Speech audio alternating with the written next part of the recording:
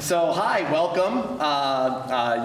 If you're looking for the people versus big tech, you are in the right place. If you are not looking for that, maybe stick around. You might learn something and have a good time anyway. Fun. Yeah, it's fun. Just very briefly, my name is Zach Tominelli. I am the consumer protection advocate for VPIRG, the Vermont Public Interest Research Group. I think most people have some level of familiarity at VPIRG. At a bare minimum, you probably had a young person from VPIRG come to your door if you've lived in Vermont for any extended period of time in the summer and talk to you about some of our campaigns and some of our work. I think we might be a little bit more known as working on environmental issues, and we certainly do work on that, but I'm a consumer protection advocate, and consumer protection has been a key part of VPIRG's work since we started over 50 years ago. One of our first campaigns was taking on basically the hearing aid industry, which was overcharging consumers at the time, and we worked on things like the rent-to-own industry and safe labeling on, and safety in toys and things like that. We're currently still working for right to repair, for instance, but in the 21st century, consumer protection very much is something that is happening online. In terms of where are the biggest threats that consumers face, it is coming from really the large tech industry, I think in ways seen and unseen, and I think we'll talk about some of the unseen ways tonight. So a lot of my work in recent years has been in that kind of tech space, and in particular, advocating for things like, comprehensive data privacy protections for Vermonters. So that's a little bit about me, but we want to get into all the fun. You can see kind of where we're going tonight. And I think, as we mentioned, this will be like a little bit more participatory, facilitated discussion. It's not going to be Monique and I hopefully talking at you a lot. We will talk at you some. I think we have some information to share, but hopefully we're all going to share some good information with one another. So without further ado, before I turn it over to Rep. Monique Priestley, I would like to give a chance. We have some elected officials in the House tonight, and I don't want to put you too much on the spot, but just if you care to stand up, let us know what brought you here and a little bit about yourself. So why don't we start with Lieutenant Governor? Sure, thanks, Zach. Lieutenant Governor John Rogers. Monique and I actually chat a fair amount in the State House. These are issues that I'm very interested in. I'm also interested in hearing what the public's thinking, and so this was one of the closer ones to my home. It's only a little over an hour away, so I wanted to at least make it to this one and hopefully some more. Thank you. Thank you. I'm Ella Chapin. I'm the state rep for East Montpelier and Middlesex, and I'm a big supporter of Monique's work in the House and really interested in seeing us take some further action on policy, but also with my family and my community, really care about these issues individually. Thank you. Thanks. And maybe you want to give the privacy possums a shout? Yeah. Do you want to say hey and who you are real quick? Want to go ahead, Franca?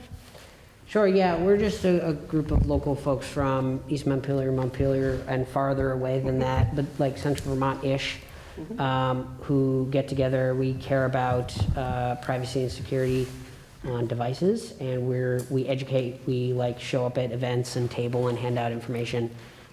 We've also kind of helped co-facilitate workshops and stuff like that. So anyway, just want to hear what you all have to say and see where we overlap. Cool, thank you so much. Yeah. And then Emmy, one of our partners up here, Grow Digital Skills, Emmy is here. Emmy, do you want to say a few words about yourself? Yes, I'm such a huge advocate for Monique and her bravery in really talking about all this. And this is a lot to take on, right, as we all know. So I really applaud those efforts. I run a nonprofit here in Vermont that focuses on digital empowerment for all, period. And so what I see time and time again in my work is that people want control over their digital lives. They just need the support on how to do it. So, what's the name of your organization again? Grow Digital Skills. Grow Digital, okay. Yeah. Another amazing partner of champion of privacy just walked in. Todd, do you want to? I'm putting you on the spot. I just want to thank the Attorney General's office for having a presence here. Charity is amazing. But Todd, do you want to say hey? Sure, hi. Sorry to be a little late. Todd Delos, he, him pronouns. I am the policy director for Attorney General Clark. Thanks for coming. Cool. And then, so we have other partners on here too that are on the website and up here. Black River Innovation Campus, VPIRG obviously, Vermont Creative Art Network, ACLU Vermont, EPIC, the Electronic Privacy Information Center, the Greater Burlington Industrial Corporation, and then Grow Digital Skills. And now Privacy Possums. I'm going to call you a partner since you showed up. So thank you so much for being here. So I am a state rep for Bradford, Fairleigh, West Fairleigh. Can you guys hear me okay? Okay, cool. And I am in my second term, my third year. I never really planned on being in office. Our current Secretary of State was my rep, and at the time she wanted to run, she basically was like, "You're it." So that's how I'm here. But my background is kind of like twofold. So my kind of working career really kind of started like as a kid, and then in high school I was really into computers. I was really into taking them apart. I was really into like making websites as like a middle schooler when it was like just barely kind of like starting that you could do that. And then in high school I was spending all of my time in the computer lab, and so the network administrator during the summer of my like sophomore year was like, "Hey, do you want to do all the work I don't want to?" I mean, he didn't say this in his head. Like, I'm saying it for him. "Do you want to do all the work I don't want to do?" Which was like climb the ladders and run Ethernet cables and install computers and help all the other teachers who need help and all that stuff. So started there, kind of like from a customer support kind of like angle. Network administration. So then throughout college, I had internships with like.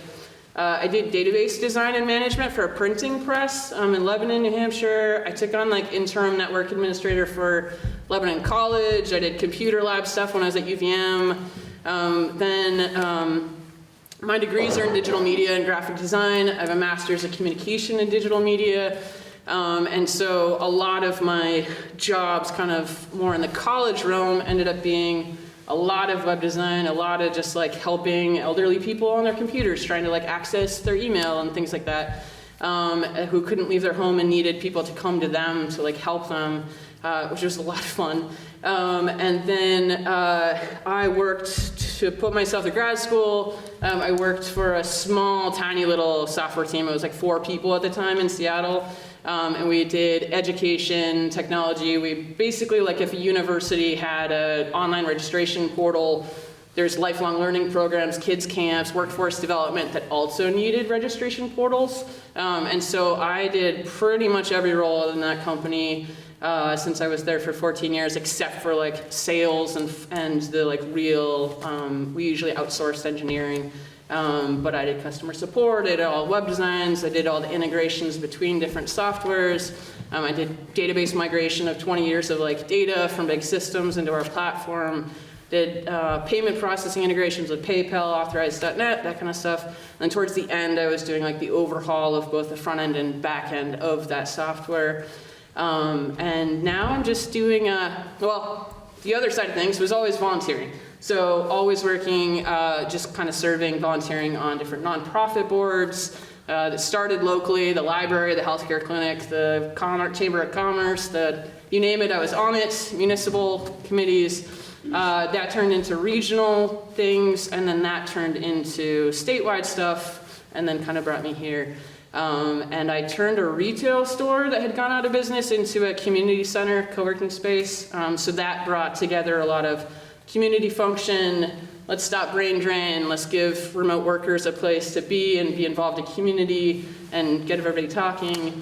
And so I held a lot of like community events where we would just like, let's talk about what community is, let's talk about what it means to be a volunteer, like just random conversations, loosely facilitated with speakers that would come in. And so like hosting this type of, let's just talk about the sticky issue that nobody really wants to talk about, but everybody really wants to talk about, and that kind of thing. So I generally try to like loosely facilitate. So in general, we do have some topics we want to touch on and make sure we're going to go through like, we did the who are we, who are you. We're going to do who are you next. we're gonna go over like what are we doing here, and then we're gonna go through like what is privacy to you all. Like I think, for me, I've been just in this like ultra learning mode for the last couple of years, and I was watching a documentary where they just went to people on the street and said like, what is privacy? And the answers were fascinating, and like I really need your answers. And so I super appreciate you being here with all of us.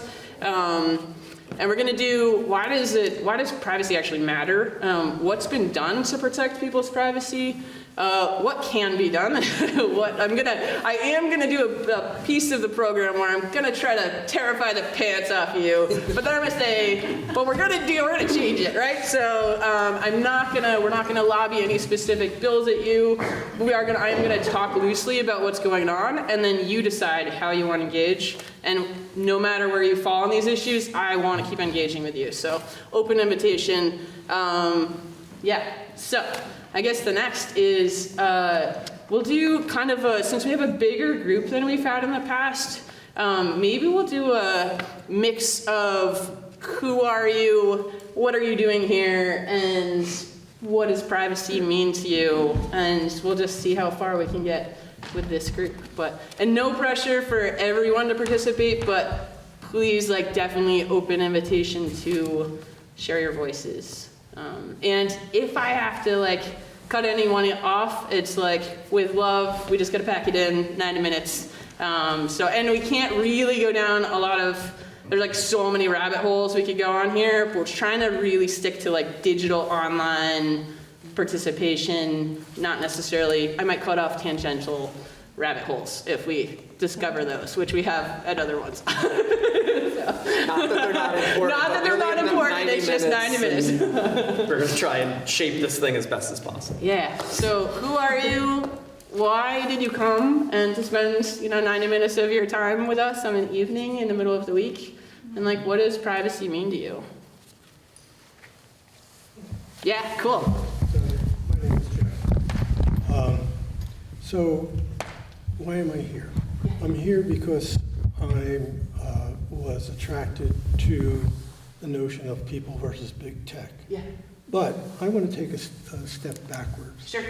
And look at the presumption that we have to have big tech, that it is the economic driver of our country.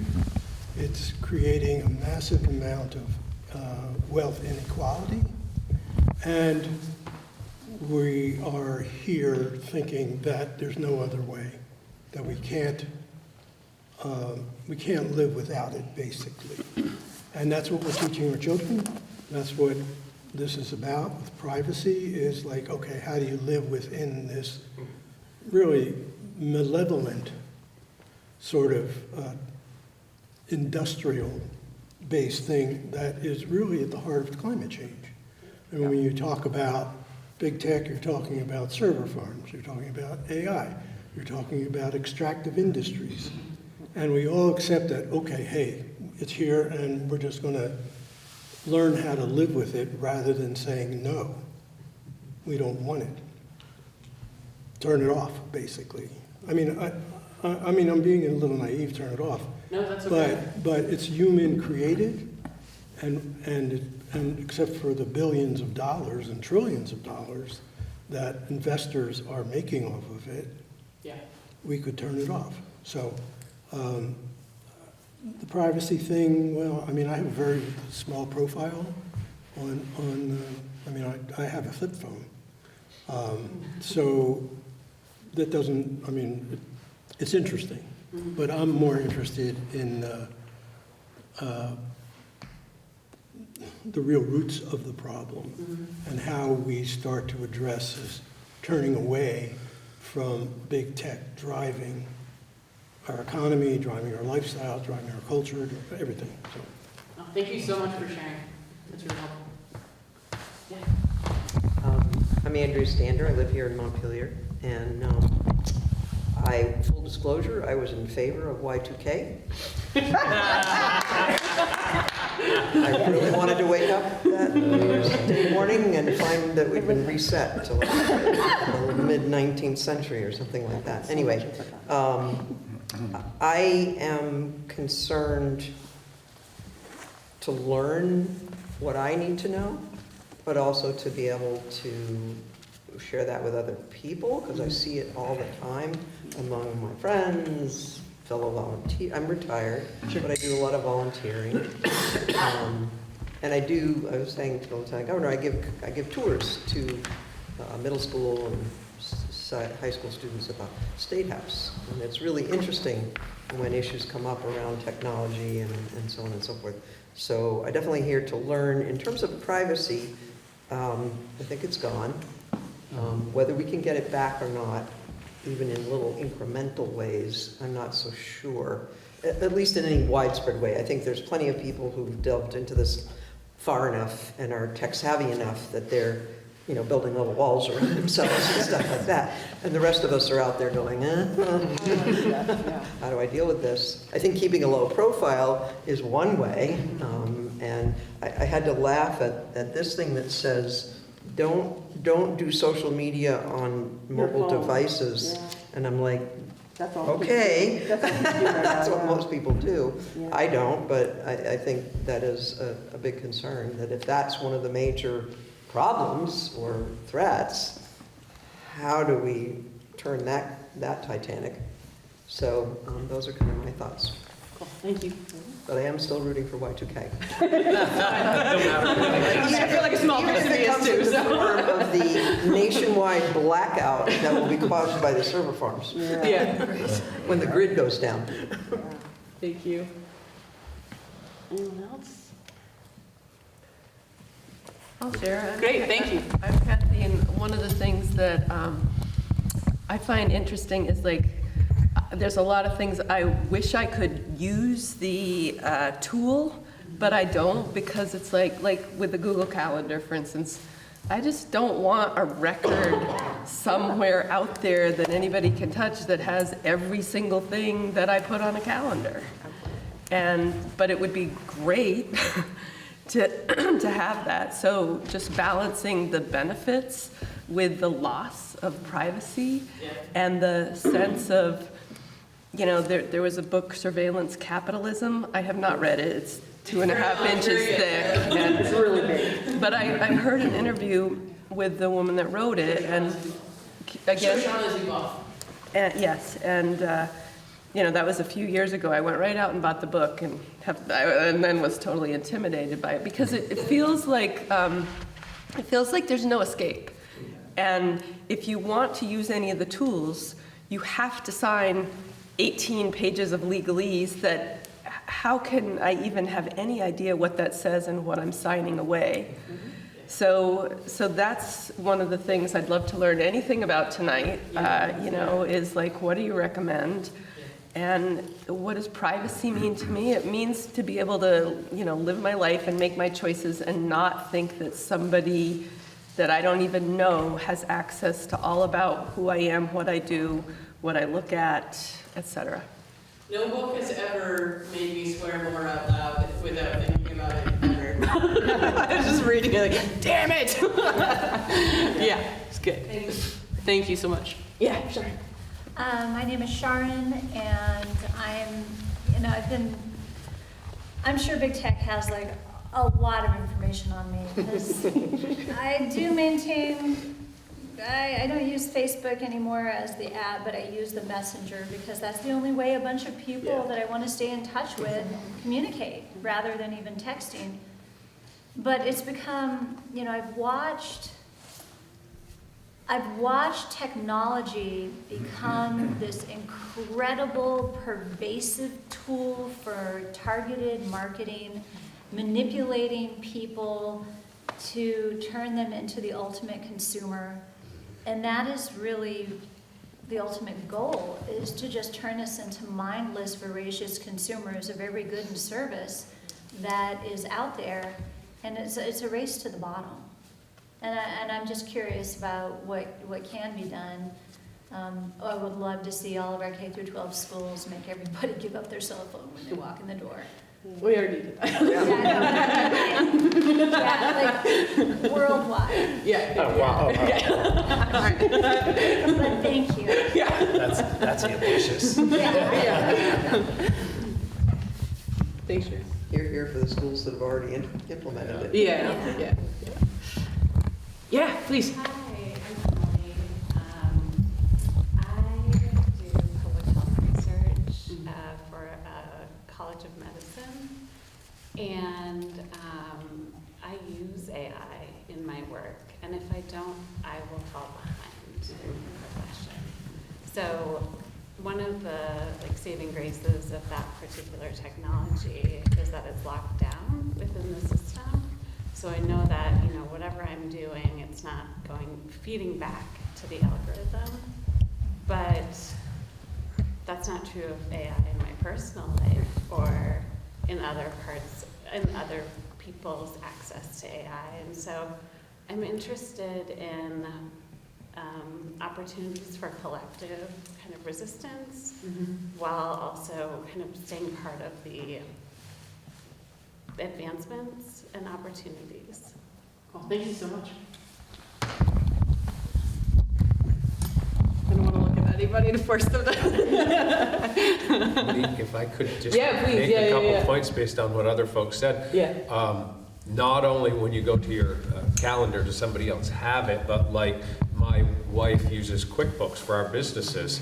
And QuickBooks, you used to be able to buy the program. Then you had the program and you just did it. Now it's a subscription. Not only do they have all your information, but she had somebody helping her with book work who was supposed to repurchase the subscription, and now she can't get back to her information because she works full-time, so she doesn't have time to call them, and it's just this huge hassle. They have you over a barrel. They want $2,000 a year now to be able to use their system, and right now she can't access her stuff. And then the one other point, the first speaker mentioned, the servers and the power being used for the servers, and now all this AI. And as we're struggling to try to reduce carbon for our electricity, we're building these hungry monsters, and they're literally in some places starting old dirty power plants up because they can't keep up with the energy demand. So that, I think, is just a huge issue.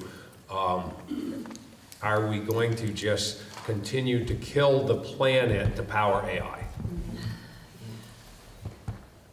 I have one more specific question, or a more specific outrage, I guess would be the best Sure. way to describe it. Don't worry, I won't let us down a whole lot more. I recently took my laptop, Yeah. it's a HP, into my computer guy and Yeah. do an annual cleanup, all that sort of stuff. And he said, well, I'm sorry to tell you, but this laptop will be obsolete in a couple of months. Yeah. Because it can't take Windows 11 and they won't support Windows 10. And I find that, my laptop, there's nothing wrong with it, works perfectly fine. I find it absolutely outrageous, and I started looking up what some of the alternatives might be, open source things and stuff. So if you guys have any advice about how to navigate that, because I'll be I bet Emmy will. I will be damned if I'm going to go out and buy another laptop that will also be obsolete in a couple of years. It's planned obsolescence. That's the issue. Yeah. That's the So issue. I'm interested, I don't know if other people know about this, but I think most people do at this point, but this is my little piece of resistance. I'm not gonna go buy a new laptop just to get access to Windows 11. Anyone else who hasn't shared? No, I will just go back to, it has nothing to do with the technology. It has to do with the wealth creation for the investors in the companies. So they're holding us over the barrel just so they can make more money, and not because there's any necessarily inefficiency or obsolescence in the hardware. I mean, I used to have access to a federal computer, and every 3 years you have to give that computer back because it's been depreciated. Right. And it's not because it's not going to be useful, it's because, okay, we can't take any more expense on it, and because the way the system is created, Yeah, no, I get that. we're going to, so without talking about that piece of it, I think we're just, blowing in the wind without talking about how the big tech is really a fundamental aspect of our inequality system and how we're all sort of allowing it, enabling it by like buying into that idea. No, for sure. Yeah. Hi, I'm Josie, and I'm the newest member of the BRIC team, the Black River Innovation Campus. I have all the same concerns about privacy, and then concerns too as a former technology teacher. Yeah. And all the kids in school were using G Suite tools, and I just wonder what information they're collecting about students who can't agree. Yeah, for sure. Yeah, thank you. Yeah. First, I just want to thank you again for the ban on cell phones in schools. Yeah, for sure. Yeah, Ella too. And I'd be interested if the legislature could do some sort of age verification before people get on social media next time. But I've never been on social media. I have to admit that's partly because I'm busy. I don't want to spend time on it, but privacy is part of it also. So I read in one of the handouts here that Siri may mean that the phones are listening legally and illegally, passively. So I guess I should have my phone with me. But I'd like to hear more about that. Sure. Specific thing with Siri. Yeah, and that's one of the privacy possum pieces, is that? Okay. Technology. Yeah, we'll go into that. Hi, I'm Ann. Cool. I'm one of the possums. I do this because I see the same thing you were talking about. When they say your computer is no good anymore, you have to get a new one so that you can run Windows 11, which is awful. And I'm trying to, on my side, just independent of the possums, trying to, like, with the people around me, say, have you ever used Linux? Have you used Linux variant? They're much better than they used to be. I'm having this now with some people. It's like, there are tools. It's just nobody has a financial interest in showing them to you. So my thing is trying to get the people around me, like my community, getting them aware of what's out there and trying to pull them this way so that they can do it. And there's a learning curve, and there's stuff that people don't know about, and they need somebody to help them with it. And that's kind of like the ultimate kind of grassroots thing I think that could be. Totally, that's awesome. Thing. And then my one question, since I elected people here, the privacy thing that happened and got vetoed, what was that all about? Yeah, we'll get into that. Okay, don't worry. We're going to go over a whole lot more. I just want to make sure. Show up when you go to his website. I know damn well what he's doing. Anyway, so we're going to cover so much more. I mean, I just wanted to amplify what you said because I think it's really important. If we don't educate people, we abandon them. Like, it's really that direct and simple. And like, no if need we for aren't them to sharing and empowering this on how to do it, we're literally just abandoning them. Like, that's exactly what we're doing. And it's cruel. So that's why this is important. So thank you for saying that and recognizing that. For the person I know who walked in, we're going over why privacy matters. In case you want to participate. Yeah, go ahead, Micah. I think just want to follow up on what has been said most recently is that I think one of the reasons why I also want to engage in like one-on-one education and just like group education is we cannot rely on governments to do the right thing, especially when they're bought out by huge corporations. And I really wish that wasn't the case. I really do, but they're always behind. And that's gonna actually be more of a problem going forward as our democracy, gets destroyed. I think that, one-on-one local education projects, I think really is effective, and I would love to, see it just have more opportunities like this, just like really chat with people about all this stuff. Yeah. Cool, thank you. Anyone else? We're still in what is privacy? What is privacy to you? Yeah, go ahead. Well, I was just thinking after John Rogers said, and what everybody said, they're all my problems too, but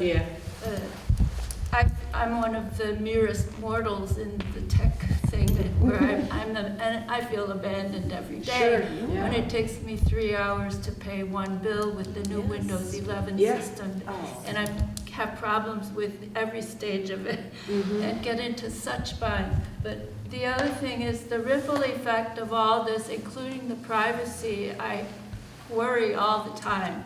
Because I'm not that skilled in tech design and engineering. I just think, all right, I made this mistake and then I'll have nightmares for a year because some site found my name on the dark web and I'm thinking, oh my God, how did that get there? It terrifies me, even unconsciously. But beyond that, all of this that we're talking about, the ripple effects, especially of what this gentleman said about the, I'm sorry, I don't remember your name, but the environment and what it takes to build these new centers for supporting the cloud and everything else. It ties in with a very terrible article, a very good article about a terrible matter that involves children and serial murder. And when they are going to even increase coal-powered increase whatever, and try to create more oil and everything, fuel to power all this, then they are going backwards into the 18th and 19th centuries and creating, the article was about an examination of several serial murderers in the Northwest. And they had all grown up near Portland, Oregon, and I didn't know it, but there's a lot of mining in that northwest part, maybe expanding down too and over to Colorado and other places.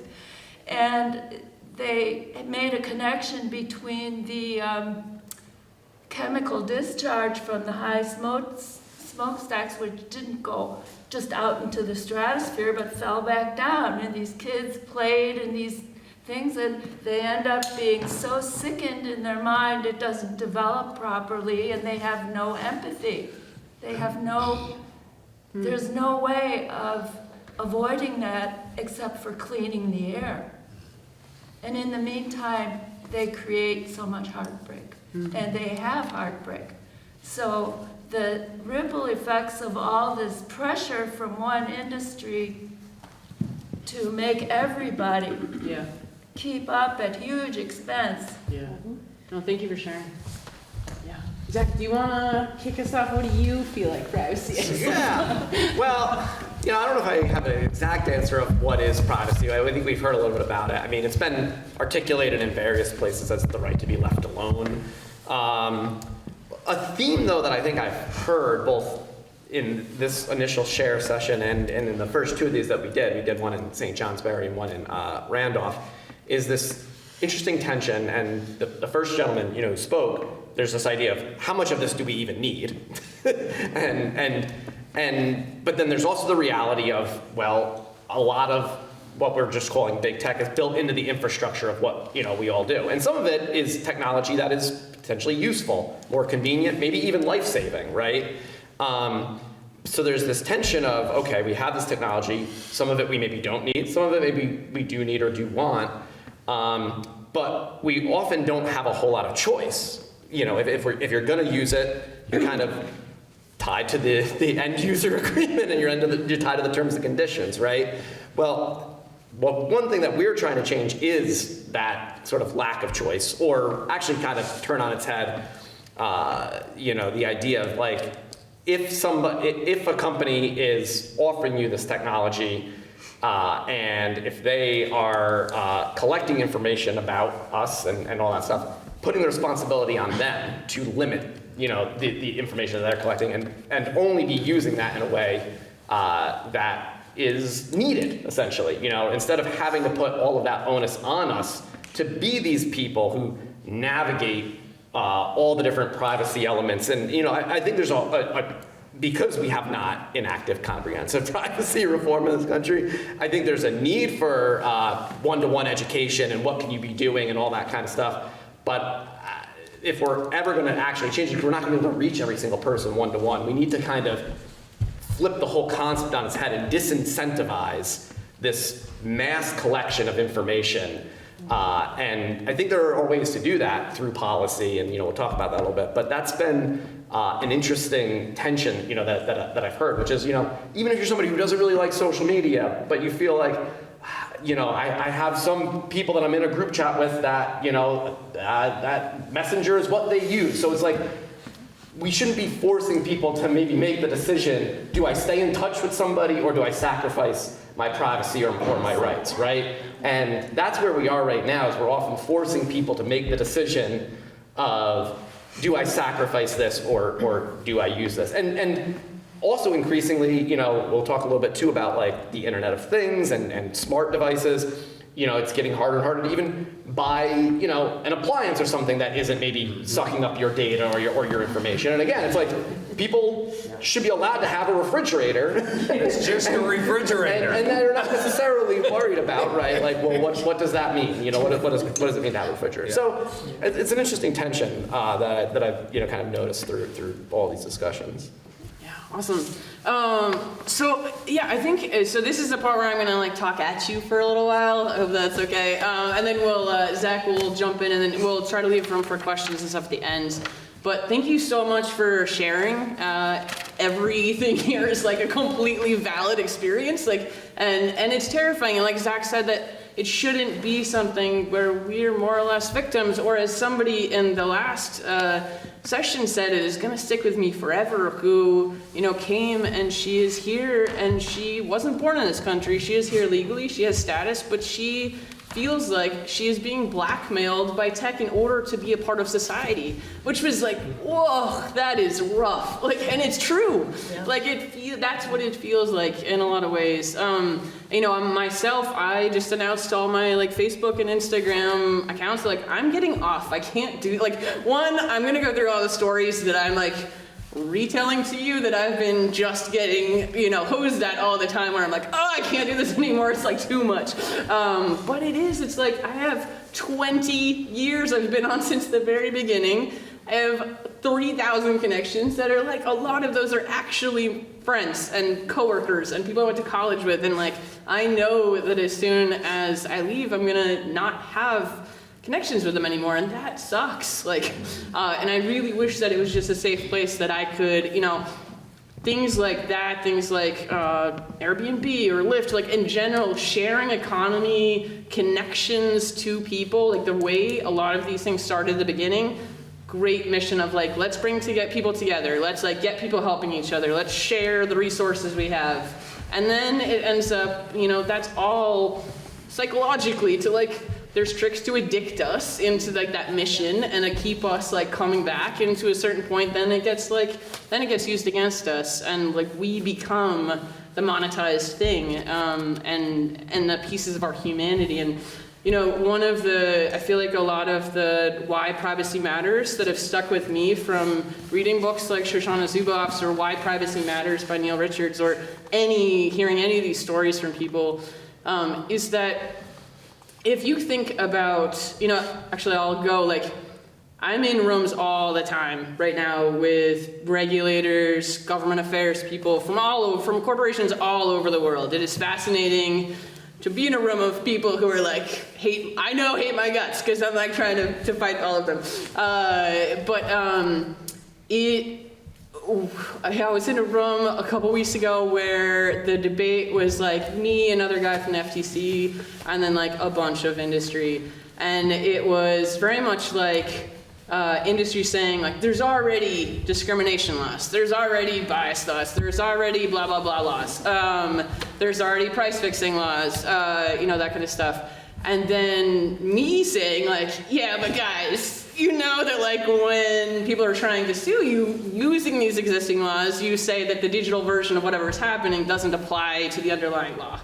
And so you're forcing us to create these laws. And so that's what we're trying to do. And when it comes to physical privacy laws and things people cannot enter your house without your permission. You wouldn't want somebody to go into your house without your permission, take a camera, scan your whole inside of your house, take pictures of documents on your table, bug your kitchen lamps, so they're listening to everything you say, but more or less that is what is digitally happening right now, right? So like we have smart TVs that have cameras that are built in that are all like can take pictures and video of the rooms. We have fridges that are keeping track of what products are in your fridge and how frequently you're buying certain things and that kind of stuff. What you're out of at a given time, so that maybe you should be served an ad for the thing you're out of. Roombas, I always forget that example of the vacuums. They have to, in order to function, take video of your entire floor layout in order to know where it's going. I'll go into more examples, but those physical aspects, the physical aspects of having somebody kind of intrude on your physical space, a lot of people get.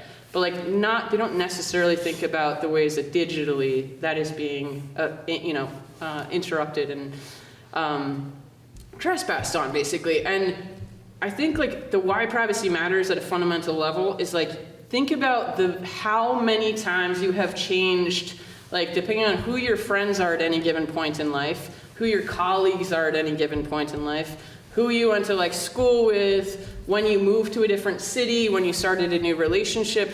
Each time that you're interacting in those environments, you are choosing what pieces of yourself you're sharing with those new relationships, right? So you get to decide, I am going to change my gender identity. I am going to make a different amount of money that nobody knows how much I make. I am going to go to school, and maybe I'm not going to tell anybody that I'm going to school to get a degree. I am going to do any of these things. Maybe I'm going to take up diving into studying crocodiles or something, but maybe I don't want to tell anybody because that's embarrassing or whatever.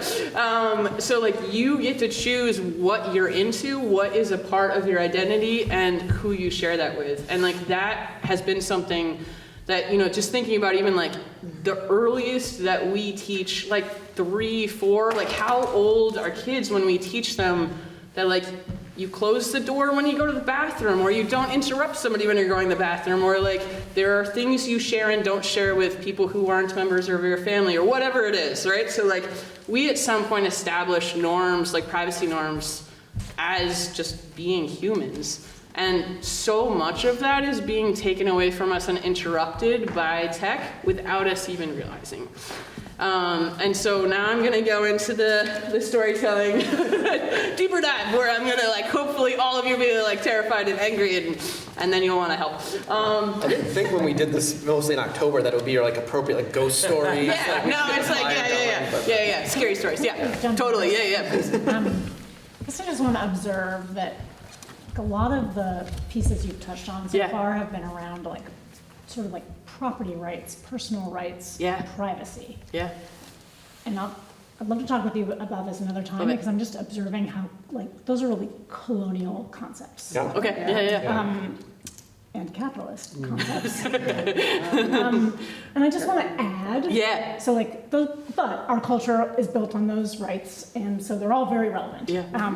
But I just, for our community, I think it's broader than that. The reasons that we want to not have this sort of trespass and invasion of privacy in it. You haven't even touched on the safety yet. No, no, I have not. Don't worry, I'm going to get into some of that. Those pieces, especially if you're in the policy of it and you're in the arguing and trying to fight some of these companies, there's good reason to focus on the property rights, the personal rights, the privacy rights, because a lot of our legal system and our capitalist structure is based on those things. But I know you acknowledge this. I just want to acknowledge for this conversation not to dive into it right now. I love that. That there's just there's so many social reasons and health reasons and community and democracy reasons to question any of the value of a lot of these tools and how they impact us and how the corporations have all of the power, of the power structure and all of it. So I just want to say that that's just a much broader underpinning here. No, I love it. Thank you. I know you're on board with all that. No, you're great. I'm looking forward to that follow-up. Maybe that'll be a second town hall. Well, and I think some of the examples Monique's going to share. So one thing that kind of went a little unsaid here is the whole why does privacy matter? A phrase that often comes up, it hasn't come up so much in these rooms because the people who show up here just care about do care about privacy for privacy's sake, maybe for that sort of like inherent, maybe colonial personal space type reason. But if you talk to a lot of other people, maybe people who don't show up in these rooms, often will be like, well, you know what? I don't have a lot to hide. Does it really matter if, companies know that I really like, blue dresses? Maybe I'll get deals on blue dresses if, if they know this. And also there's also this sort of sense of like, well, oh my God, all this information is already out there. Like what is the point? So, some of what Monique is about to share, like the gather around the campfire here, goes right to like what you're talking about is, even if you don't think that you don't have a lot to hide or all that kind of stuff, there are very real harms being, brought upon people through this mass collection, mass accumulation of data. So we're without gonna further ado, we're going to dive right into those. Let me say one thing. So I want us to acknowledge that before 2000, before 1992, we functioned as a society and culture and had relationships and had love and had, so there's this presumption now that we can't live without it. We can't, it's changed our civilization so much that anything before this was in the Dark Ages. And I just want us to acknowledge that that's not true. That's just a presumption that they have by their manifest destiny put on top of society and culture. So I just wanted to... Yeah, no, thank you. Because, anyway. You were talking, no, that's great, thank you. You were talking about your relationships and losing relationships. Oh, I know, I'll be fine. It's fine. Don't worry. It is a thought, though. Now I'm going to do like... Yeah, for sure. Okay, so we have just 40 minutes. So I'm going to go through some examples, and then we're going to say like what's been done in the policy space to date. How are you or how are you not protected? And then we're going to go over like what we're trying to work on. And then if we have time for questions, we'll do it. If not, like we're going to make sure you can get in touch with us, and we're going to keep doing these. So why does it matter? So I'm gonna just throw out some stories. Zach will hopefully fill in the ones I'm like forgetting that we've been doing, and I've been collecting new ones too as we go. I just got one this morning. Yeah. The things we often get to like, I'm not on social media and I don't have devices, and that's like totally valid, like awesome. But when I've been this whole kind of like work, I've been meeting after meeting with anybody who will talk to me, and traveling all over the country, kind of like doing these meetings and really kind of like gathering, not only like am I getting news stories constantly from everybody in my network at this point, but I'm also like going to talk to people who are like former engineers at Facebook and former analytics, head of analytics at Google, and like all this like, newest one, which I'm really excited about, is Global Privacy Officer for Visa is like, and so all these people who are like, they know more or less where the bodies are buried, they know how this stuff works. And so this story, I wish some of them would like stop telling, don't never stop telling me the stories, this is being recorded. But story after story where you don't have to be on social media, right? Like you don't have to have it. You don't even have to have a phone. So a great example, so I'm gonna post a lot of these on the website, and some of them already are, but there's a video on the resources tab of the website where there's this guy and he is talking about his car, right? So like whether people realize it or not, if you have a car of most of us probably have a modern car that has like cameras all over the inside and all over the outside. They're on the inside? Yep. And so, we'll get into that more. So he tells a story and he says like, my car insurance is like doubled 1 month. And I asked my insurance company why, and they wouldn't tell me. And so I hired a lawyer. And the lawyer said like, you should probably go online and you should pull, your consumer credit report. And so I actually pulled it. I'm still waiting for mine. It's been like 3 weeks, but I ordered mine. We're going to give you links on how to do that. It's going to be the book. And so in these consumer reports, like I've pulled them before for myself, and it will be anything from like thousands of data points of like, Monique, what percentage is Monique likely to go and visit an urban environment in the next 6 months? How likely is Monique to buy a motorcycle? How likely is Monique to like chocolate? How, whatever. It's like basically think of everything you might buy, everything you might like on social media, every place you might go, everything that you're doing at any given time. Like there is some kind of data point that is worth money to people, right? So it's thousands of data points. So in this guy's example with his insurance, is his lawyer said, like, look at the section of your report where it talks about your driving habits. And so he looked at it and it said, near collision every single day. And he was like, what the fuck? Like, so in this video, it's adorable and it's a good visualization. A little kitten runs in front of his car when he gets home from work every single day because it hears his car and it wants to get fed. So he's stopped short in his driveway every single day. So that information is being gathered by the car, and it is like stop short on the brakes every single day, and that is being reported to his insurance company that is then using automated decisions to say like, all right, he almost got in an accident every single day, he's a bad driver, we need to do something about that, like raise his insurance. Like, so that, no matter like on the cars and the inside and outside of your car as you're driving, most of them are recording conversations like that you're having, who you are, whether or not you're paying attention. I don't know if anybody has this. My friend had it the other day while I was in this car. It kept beeping when he turned to look at me, and I was like, dude, he's a cybersecurity guy? And I was like, are you kidding me? I haven't turned that off yet. But it's a feature that's like, you're not paying attention to the road. Because there's cameras in his car telling the car that he's not paying attention to the road. I've got old cars, I don't know. But, and not only that, but so not only is it paying attention to like your driving habits in order to give your insurance company a record, which they are also selling to other entities, which are then reselling your information or resharing your information at any given time. But also think about like, so there's the people who are gonna say like, yeah, but I know that's part of the deal and I'm like fine with it. Okay, but your car has external cameras, which are then reporting the driving history and habits of all the people who are around you. Do you really want to participate in adding to their insurance all the time? Like that kind of thing. So like, that's cars. And then we'll talk about grocery stores. And actually, the coffee I had this morning, I got validation on, and even another story of this. So I'm going to share that one.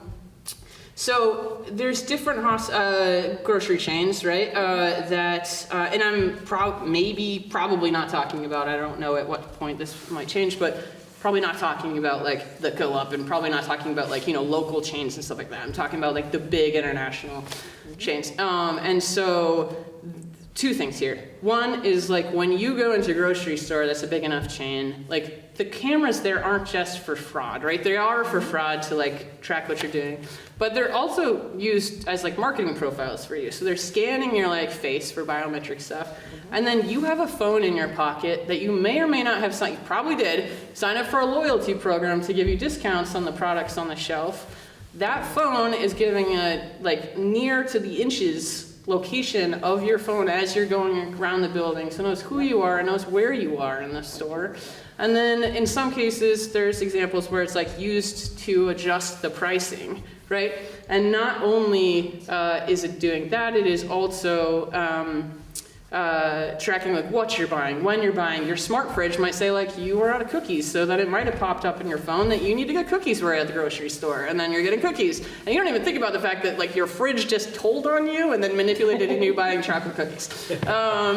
But then, the example I got this morning, which is real, is that there's also stores doing intelligence scores. And so not only are they tracking your socioeconomic status and whether or not you want certain brands and where you are and when they should show you ads for certain times and that kind of stuff, but also they use intelligence scores to literally figure out your education level to see if you're smart enough to realize that when you buy the things online using your loyalty number, they can raise the price on you and you won't be able to tell the difference because you're not at a certain intelligence level to tell that that is being used against you. Like, it's literally called an intelligence score.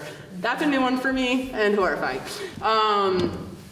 So then, now I'm totally distracted and pump up on that. What am I like forgetting? Hotels. Online purchases where they're doing that? So there was some cases where it was, so that was online. The intelligence score was online. The other thing is like potentially it's actually on shelf stuff. But yeah. I have a very short story to kind of tack onto that. Okay. Related. Yeah. I had a student who we were going through settings, privacy settings, of course, on the phone, did not realize that they had unintentionally allowed their location to be tracked by not one, not two, but 49 apps, including a local supermarket app. And at that point, it's not consent, it's confusion, right? Sure. And so doing that very thing that you noted, without them actually knowing it. Yeah, and the other thing, so a friend of mine was reading all of my floor reports and stuff like that, and rebuttal documents about, trying to fight for these privacy laws, and she, she went to buy a car, like, very soon after, and she's like, wait a second, I know that there's a privacy policy somewhere here, and she, like, demanded from the manager to, like, show her the privacy policy so she could opt out of the car tracking. But then she also said, wait a second, I signed up this weekend for a hotel in the Boston area where there's no human staff. And I like saved money doing that. But are you telling me now that like my kids and I's faces will be scanned and that I don't actually know where that goes? Like, yes. She's like, I am changing my hotel. So the idea that like when you walk into this hotel, you probably gave them a scan of your photo ID to verify who you are. And then when you show up, you're either giving another scan or they're just scanning your face in order to let you in. And so at this point, like that facial data is not protected in Vermont. And there's no federal protections on that right now either. What else am I forgetting? Should we all start wearing bags over our heads? No, we should change the laws to protect you so you don't have to worry about wearing bags on your head. Here's another story. So, when I go to see my primary care physician. Thank you. Just remind me another one. And she says, I'm going to record our interactions. Because AI is going to transcribe. Yeah. Oh, they don't like that. Because of how I understand that. And she got very angry at me at first. And then appreciated that I said no because it gave her a different relationship. Sure. But that's another example. That's a great example. I will go further into that too. So. Where's that health information? So we'll go there. So let me move on to what can be done. What has been done. I have cards. So what's been done? So just like thinking about at a federal level. So we have a Privacy Act from 1974, and that is generally government's data. It's not consumer data as like what the government is doing and with people's data. And so with the consumer privacy data, so all of us are consumers in those laws, so we have basically what started is we have a lot of sectoral laws in the United States. So what you're starting to mention was HIPAA, so health information. But and I'm going to go through a few different sectoral kind of like things, meaning it's just specific data at certain times and what's being done with it. And so when it comes to things like HIPAA protects medical data when the relationship is certain data that is transferred basically for insurance purposes with an insurance company. It does not cover a whole bunch of things like marketing data, donor data of a hospital. It doesn't cover like if there's a cafe or something in the hospital where you're going to. It doesn't cover things like, I had a conversation with medical folks who I was going through all these examples and they're like, oh, well, we don't care about we don't pay attention to the digital side of things. So like, but so many people are only acting with you in a digital way, which is like if I say I have cancer, or my friend, say Zach has cancer, and I'm protective of Zach and I want to go on and I'm going on the hospital website and I'm looking up that information on cancer. And then say I like just happen to be doing something else, like maybe I'm picking up a prescription or something. And like, if that data is not correctly kind of like monitored and cataloged, they could think that I have cancer, and that could trigger all kinds of things. If you want to think about it, like your employer, your insurance company, like there is an investment in knowing if like I am sick and now I am actually there's some instabilities in maybe my ability to work or my ability to do any given thing. So there is so much that happens. Like I was, working with a software, somebody who left a big tech company and created software to track the big tech. And so we did a scan of like different medical sites in Vermont, and several of them are using a software called CallRail, which basically is AI. A lot of it's AI driven, where you like call and you like say you need an appointment and it automates everything. And so that call is not protected by HIPAA. Like you're not actually interacting with a provider who is covered with insurance, like that kind of stuff. So there's a whole bunch of loopholes when it comes to like medical information. When it comes to FERPA is another one, so education, so student data. And FERPA covers students that are children that are 13 and younger, and it only protects public school data. So private school data is actually technically not covered under FERPA. And then a whole bunch of like other stuff. It's also very specific data, not all data related to a student.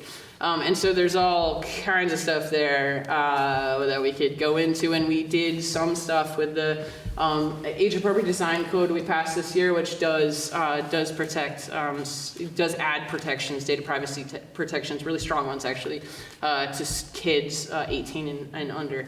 But so there's more to be done on FERPA and education devices in schools, and also have lots of friends who are tracking all of the stuff that happens on school computers and how many apps sell student data to data brokers to then create profiles on the kids and all kinds of stuff and track them. And then there is FCRA and GLBA, the Graham-Leach-Bliley. So there's Fair Credit Reporting Act, Graham-Leach-Bliley, which largely cover financial and insurance information data.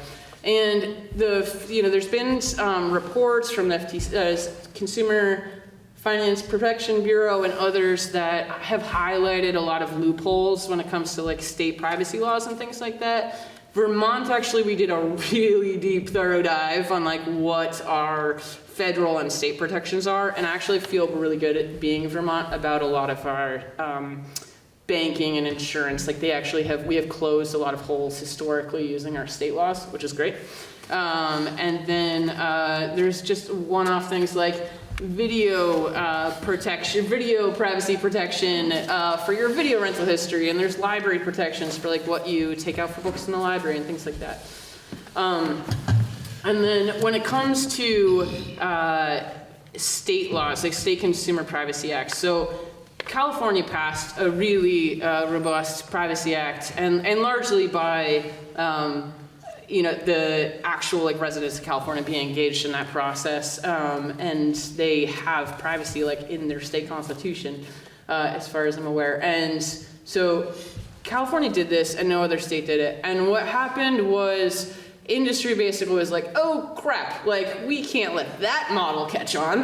We need to jump in and interrupt this. So there was a legislator in Washington who was working for a big tech company, and the big tech company basically said, like, they wrote this bill that was like fine for them. They're like, we won't care if this passes everywhere. Also with the goal of like, let's get this passed in as many states as we can until the population of the states we have passed it in surpasses the population of California. Then we can go to the federal government and say, look, majority of Americans are protected by this law and want this law. So that's been a fun conversation. And so that really passed in 17 states, 18 states, and then we had Maryland. So at the time that we were trying to, I know people asked about what happened with our bills, but at the time, basically that Maryland was working on passing theirs, which just went into effect in October 1st. Vermont was trying to pass one very similar to Maryland. Maine was, Massachusetts was, New York was, Washington State was, a bunch of us were basically. And also some states have added, like have been adjusting, and I'm in lots of multi-state legislative groups where we talk literally all day long about like trying to get different states to push in different areas and try to strengthen the ones that are out there, and talk about like all of the lobbying that then affects us, that tries to get people to weaken their laws and that kind of stuff. But that's like kind of what is there now. And so what are we trying to do? We are trying to, there are several different models. Like I said, I'm not going to convince you one way or the other. You have to make a decision. And if you want to help, I would love that. And if you want to fight about it, also would love that. Very open to that too. Love to strength test bills. But there right now, so what happened is we, the AG's office and the legislature have been trying to pass a strong consumer protective bill for a couple of years now. In 2023, that was my first year, we had a model, we got through session, there was adjustments that needed to be made, so we basically started all over. So this is me as a first-time legislator, and I'm like, I want to own that, because I just told you all of my tech backgrounds, and I'm trying to figure out what I'm doing in the building. So I was like, I'm going to latch onto this. So spent the summer of 2023 and 2024 like completely rewriting everything in partnership with so many other folks. And basically, so that bill was on par, if not stronger than Maryland. And so we got that, I don't usually go into this, but somebody specifically asked, so you're gonna get it. So we, the quick version here is, had a strong version, couldn't agree on it back and forth in the House and the Senate, so it like volleyed back and forth over and over and over. There was more like anecdotally from people legislators who have been in the building forever, said it was like the most heavily lobbied bill they've ever seen. There is millions of dollars being spent against not only this bill, but a lot of other privacy bills and AI bills that I'm working on, and we're all collectively trying to work on. And so that basically what happened was that ended up passing the House unanimously as a very strong bill. It passed the Senate. It got vetoed by the governor. The veto got overridden in the House, and then the veto override failed in the Senate. So we started all over again this session, and without even, like, I would say maybe even a stronger one. The thing with all of these is, like, the longer you wait, the more you got to keep changing stuff because the tech is changing. Like at this point, I got to add, I don't remember what I wanted to add most recently, like vein patterns on your hand, and vocal biomarkers, and now there's sweat tracking. Like there's so much stuff that I got to like learn and I got to keep up with and I got to like change. How many pages is the Well, so a bunch of political crap happened, and we had a massive bill with both the kids bill and the privacy bill, 105 pages. Wow. So when it got vetoed and everything, and what we did this year is my chair asked me to reintroduce what was three bills essentially collectively in a package, asked me to do those separately. So people asked about like being able to delete data. Like there is a Delete Act that would enable people to delete their data.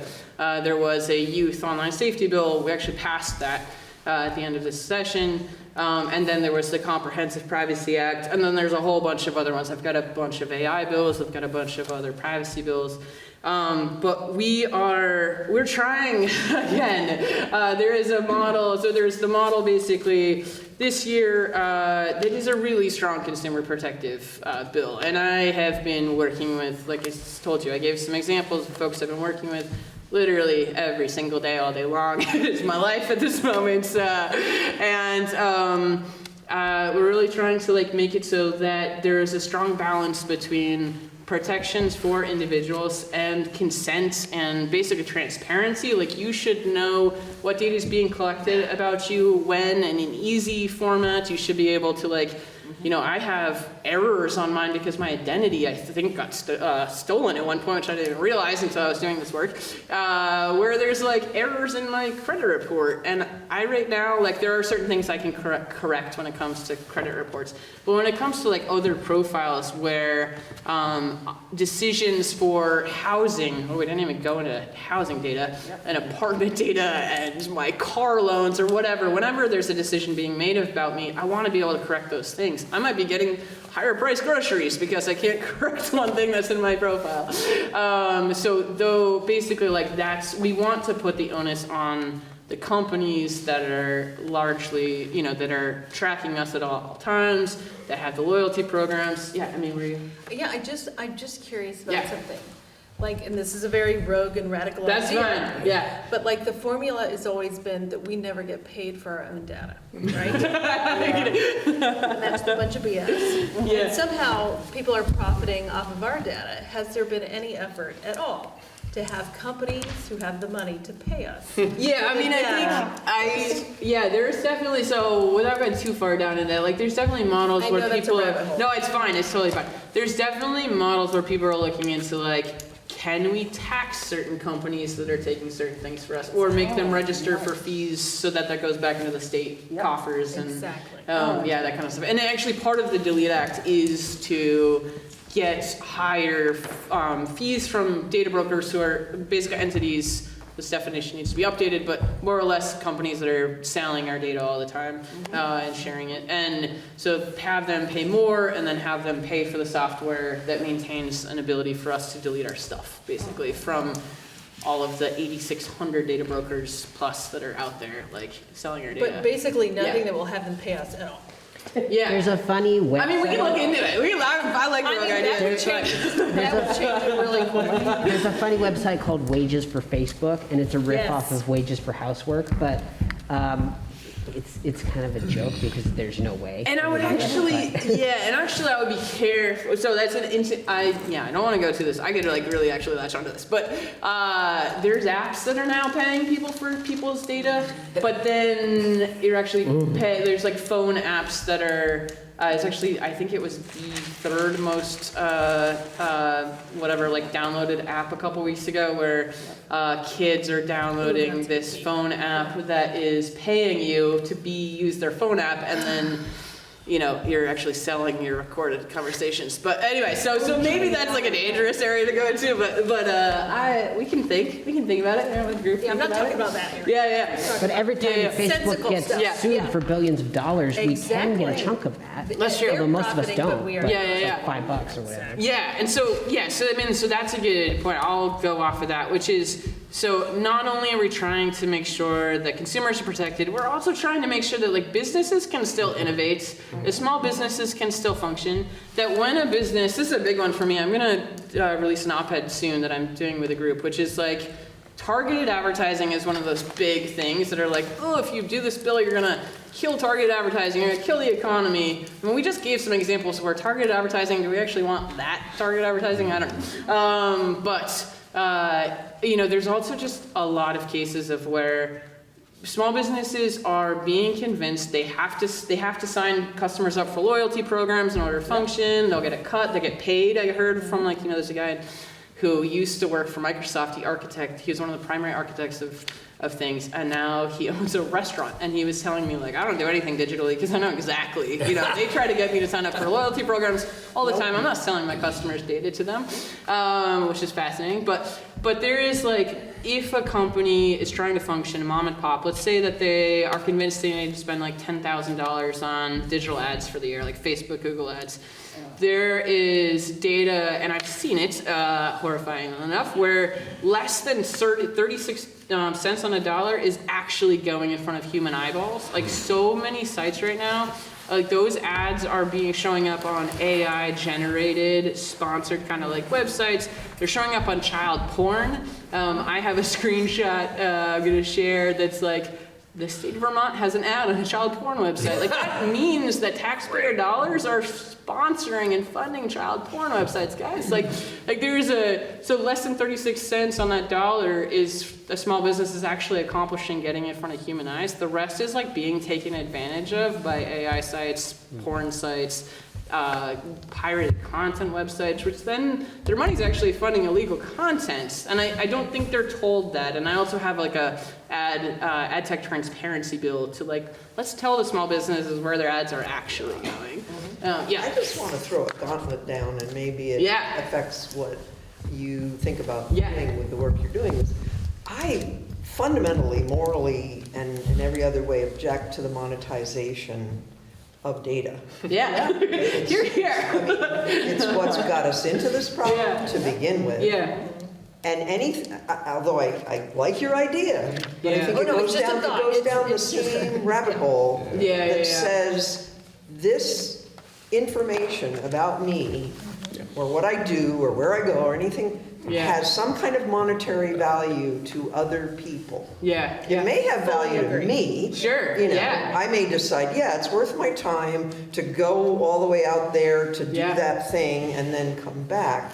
But the idea of monetizing our data or anybody else's data, I think should be one of the fundamental principles of anything that you do, is to get away from that, stop it, disincentivize it, make it illegal, whatever, because it's really, as Jeff was saying, it's part of this whole thing that's the fundamental part of the problem, is that we have decided, not really decided, we've just acquiesced to the idea that this is what's valuable. You know, that this is what holds value.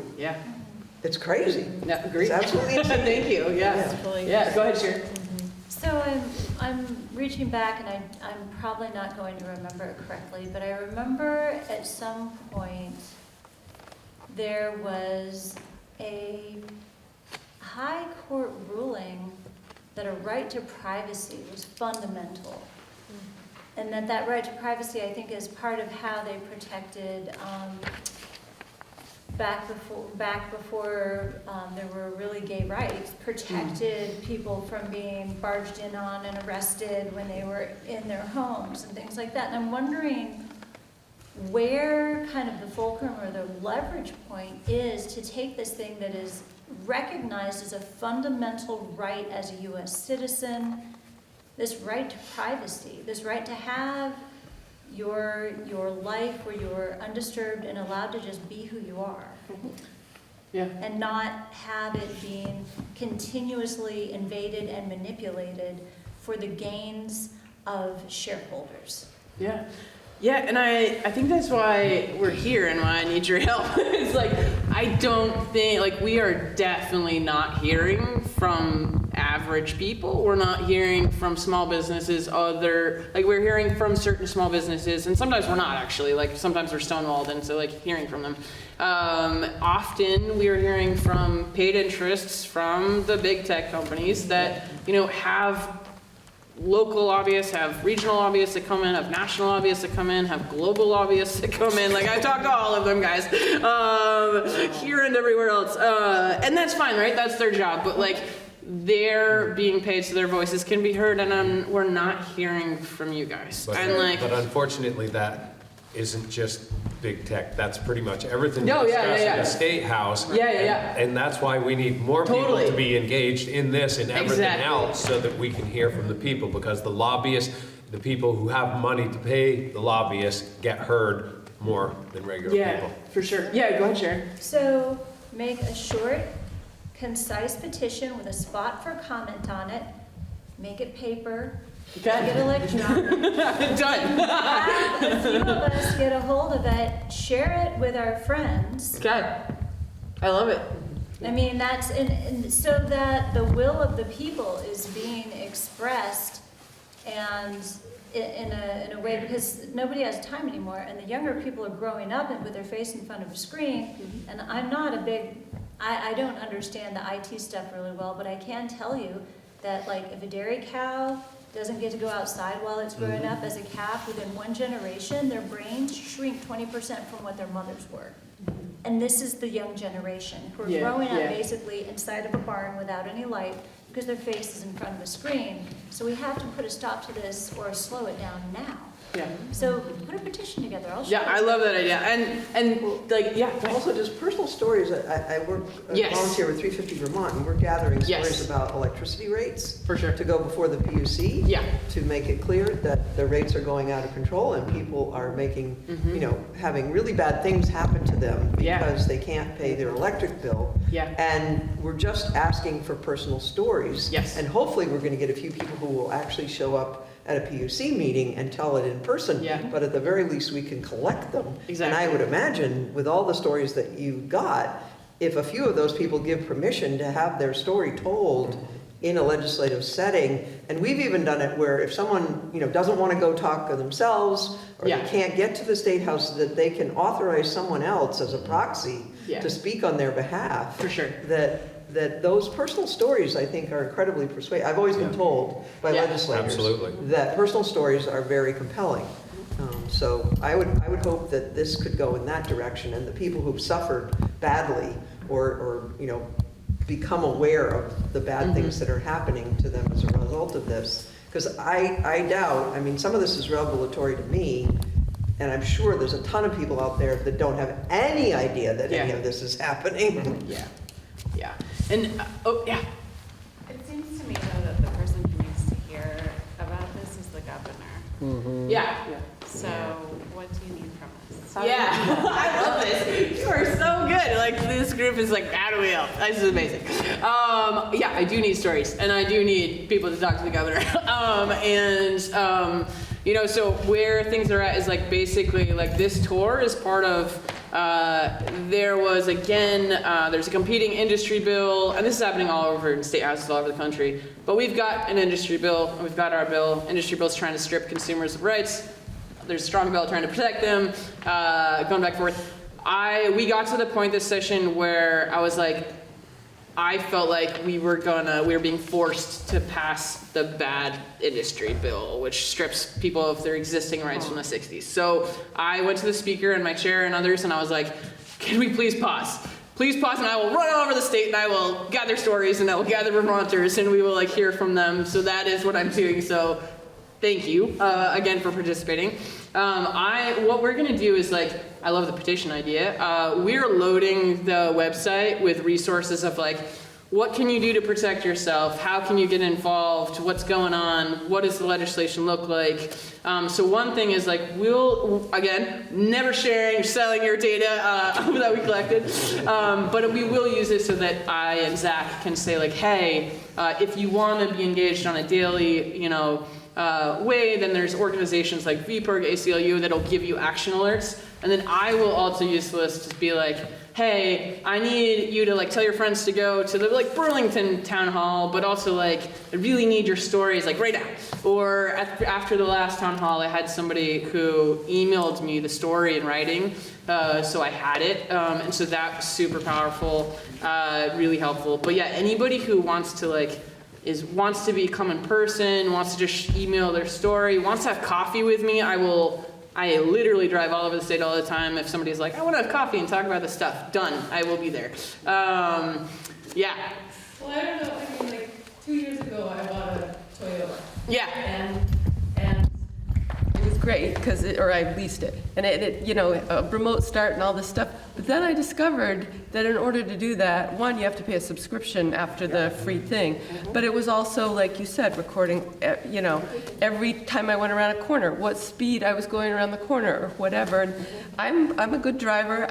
You know, it was like giving me it gave me an excellent report. But it's like, I don't want somebody knowing everywhere I go, how fast I go, if I swerved for a kitten or like you said. But so I don't, you know, I said I'm not going to participate with that, and now I can't use all the features that are why I bought the car. And you shouldn't have to like make that choice, like, totally. I saw your hand.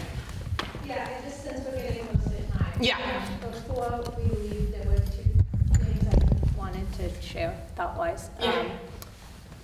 One in which, you know, going back to the kind of title of this event, the people versus big tech, I do want to offer that because of all these challenges with getting anything comprehensive passed through government, it really is the power of the people that we need to use to say no to big tech. And I would encourage people to talk to if you are employed, you can talk to your employer. We just made the decision at our business, which I would consider a small business. We made the decision at our business that we will not use AI at all. And that's like now a requirement for all employees. And we have a feeling that in our line of work, it'll put us at a big disadvantage to start. But we expect that when the AI bubble bursts, which we do expect to happen, that we will be the ones who never took advantage of it in the first place, and that therefore are well poised to. So you can talk to your employers about implementing rules at your organizational level about not using AI before the government does anything. And that automatically takes away power from those big tech companies. And then I also am involved in a group in the Upper Valley that does trainings on digital privacy around immigration raids. And there's a lot of very concrete things you can do immediately with your iPhone to protect your data. And if you're interested in doing those things, you can ask me. But if you have an iPhone that's version 11 or newer, your iPhone is sending all of your activity to Apple every 15 seconds. You can turn that off. I can show you how to turn it off if you want. I want to talk to you. And there's some instructions over there as well. One more question. When you talk about what is privacy, do you talk about all the cameras that are out in the public now and how they're... I mean, that's a whole other thing, John. Yeah, the whole other piece that we didn't even get to usually actually, so another story I did share, just super quick, is I live in an apartment complex and there's cameras, everybody has cameras pointed outside their windows and on their doorbells, and to a certain extent, I knew that those were, basically there would be video of me. But what was announced last week by Ring is that they're actually doing facial biometric scans of everyone all the time using their doorbells now. So, and we didn't even get to government data, so I'm introducing a state data privacy information act to protect things like SNAP data where we can and that kind of stuff. So there is so much, I'm at time and I don't want to keep anybody, but thank you so much for being engaged, but please the peopleversusbigtech.com, I'm loading it with you can email us on there. You can find my email, John's email, any of our emails online and get in touch. But I also just want to say that talking to legislators and lobbyists, in the tech accountability space, all over the country, the power of the people, like you said, is it actually only takes 3 to 5 people on average to contact their legislator, Ella. If somebody I get 5 emails from people all of a sudden, I'm oh my God, people really care about this issue, because usually you don't hear anything from people. So that, it only takes a couple of you in this room to email your legislator and say I care about privacy, please support it. And network with like-minded people. Yeah. And make sure they're contacting their legislators. Yeah. So please stay in touch. Get in, literally ask. I will get coffee with any one of you, I promise. We'll send out emails about ways to get engaged. And again, also, if you're hey, I don't actually like this, or I read your bill and I think it's stupid, let's talk about it. I'll coffee about that too. I love that too. So let's deep dive into that. So any way you choose to involve, stay engaged, would super appreciate it, and really just appreciate they showed up. So thank you. And thanks, Monique. Yeah. Yeah.